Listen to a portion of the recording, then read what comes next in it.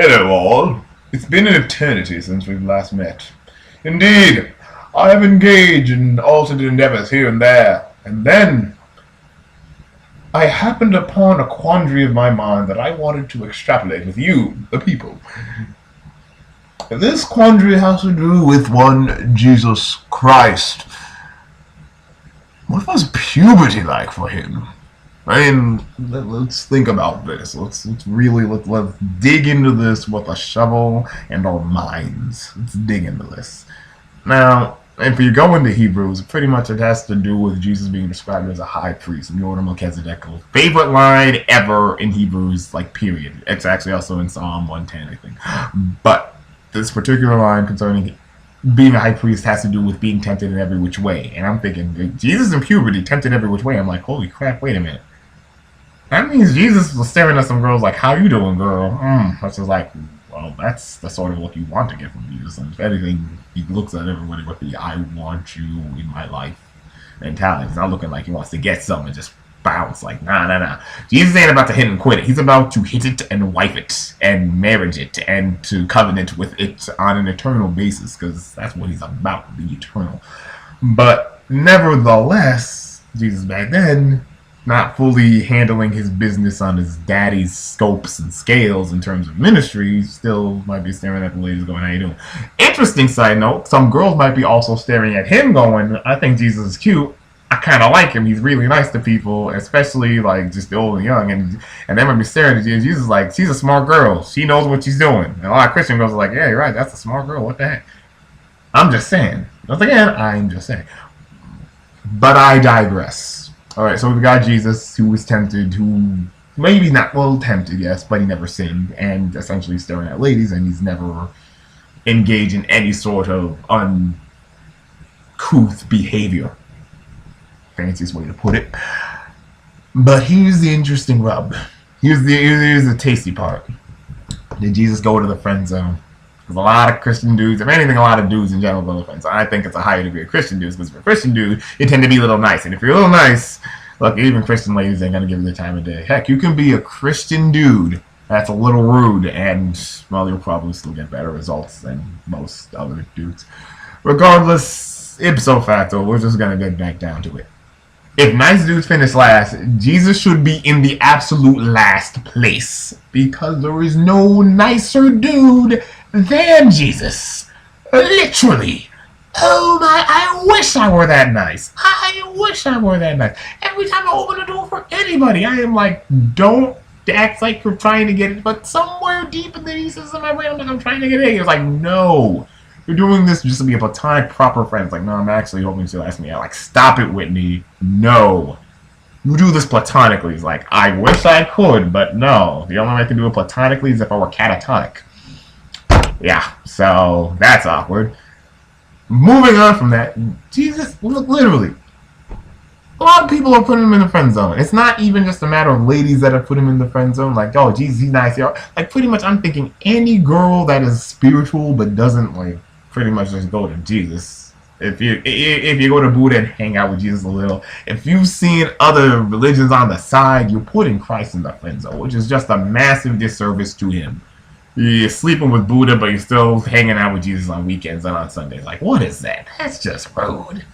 And a lot of ladies are doing that. A lot of dudes are doing that. A lot of us are doing that. Heck, even sometimes I end up doing that, and that's just rude. Just improper. I mean, seriously, a lot of dudes emphasize and consider themselves God's gift to women. Like, I'm God's gift to women. And Jesus is the one dude who can actually put the stamp of approval. God's giving him a stamp of approval. Like, this is literally my gift to women. Literally. That's him. It's pretty much him. It's nobody else. Not that guy. It's not that. Derek, you're a jerk. Shut up. I don't even like you. You're going to hell, man. It's Jesus. Derek, seriously, you're okay, but seriously, you need to, I don't know, you need to cut your hair and think straight. I'm talking to Derek right now. He needs to know God loves him, but he's acting a fool. And, well, hopefully he'll figure that out. But, I mean, I'm just saying, if we were to take Jesus, we put him in the basic category of, this is a nice Jewish boy whose father is well-connected, who's willing to give up everything and anything for the sake of his lady, and more than that, dude is hung like this. I'm just saying, like, seriously, it's a full extension. I can't do it because the camera's blocking, and a lot of people like that joke was horrible, but the joke was true. Unfortunately, it's like that's a lot of wordplay, but it's pretty much scripturally accurate. And if we even just go further, like, just Jesus' behavior for the church. If you go into Ephesians, I believe it's Ephesians 5, Christ's relationship with the church essentially is the symbolism for marriage. Like, that's marriage. What Christ does for the church, what Christ does for his church is insane, sick, disgusting, and wrong. And if anything, if you look at that with Christ being the husband and the wife being the church, if you're a dude, you're like, I don't want to get married. This is horrible. Oh my gosh, this is disgusting. Which is making me stare in the mirror like, Whitney, why the heck do you want to get married? There was a lot of disgusting stuff Jesus had to deal with concerning his church. Like, I had to put this into context for me to completely comprehend. So when I'm like swimming in my single, I'm not twitching and saying, I'm like, Whitney, seriously, I don't know about this, man. I don't know about this. But seriously, this is what Jesus had to go through. This is what Jesus had to go through. First of all, he had to go through persecution, the beatdowns, the downtroddenness, like financial resources getting a little rough, like going through storms, incompetent coworkers. I'm not even going to emphasize the stuff he had to go through in the desert. I mean, I'm talking 40 days, 40 nights, no eating, no drinking. I was talking to this one girl who was like, I didn't eat anything for like a few days, and all I had was like water and drink, and I was just staring at her like, how the heck did she do that? And she's like, Jesus did it for 40 days. Why are you staring at me weird? And I'm like, you win this round, but next round, you will be like, I don't know. All right? I don't know. But point of the matter is, like, Jesus went the 40 days, 40 nights. Satan tempted him in the wilderness.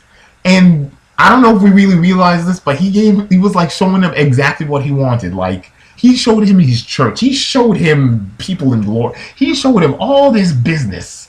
He's like, you want some bread? You want this? You want that? Satan was like, I will give it to you. All I need you to do is disobey your dad. That's it. And he was like, no. And it's not even he wanted to do it to show off to his dad. He wanted to do it because he wanted his wife. He was willing to scrounge, and save and do it for his wife. And he was willing to do it in a proper timing so it would last longer. He's like, a lot of us in this like era, like, we ain't willing to wait the proper timing to engage in certain behaviors and activities. And I honestly stare at that and go, that's a bigger problem than gay marriage. I don't know why we're staring at gay marriage. Like, seriously, try holding on to not doing it until then. I don't think you can do it. So I'm like, whatever. We'll deal with that later. Point of the matter is, the ipso facto of it is, Jesus is willing to give it all for his church. And frankly, I am staring at every female I have ever met ever, and I'm staring at her with the question mark of, am I willing to give up everything for you? And I'm like, well, let me get back to you on that. Oh, no, I don't know. Like, seriously, I'll be honest, I'm still staring at my paycheck. Like, I don't know if I can give this to just everybody else. I don't know, I'll just give it to family, that's it. Like, seriously, I still got selfish phases in me.